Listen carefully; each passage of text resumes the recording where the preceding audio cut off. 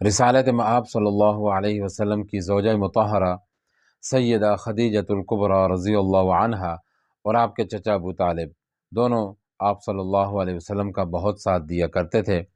ابو طالب بیمار ہوئے اور ان کی وفات ہو گئی۔ حضور صلی اللہ علیہ وسلم کو اس کا بھی صدمہ تھا۔ ابھی یہ صدمہ ہلکا نہیں ہوا تھا کہ آپ کی جانثار بیوی سیدہ خدیجۃ الکبریٰ رضی اللہ عنہا بھی آپ کو داغِ مفارقت دے گئیں۔ دونوں کا یکے بعد دیگرے دنیا سے چلے جانا نبی علیہ الصلوۃ والسلام کے لیے بڑے رنج و غم کا باعث بنا، اور گویا کہ آپ کے لیے مصیبتوں کے دروازے کھل گئے، کیونکہ یہ دونوں نبی علیہ الصلوۃ والسلام کے تبلیغ کے دعوت و تبلیغ کے ہر مرحلے پر آپ کا ساتھ دیا کرتے تھے، اور ایک سال میں دونوں کا دنیا سے چلے جانا یہ ایک بڑا حادثہ تھا حضور کے لیے۔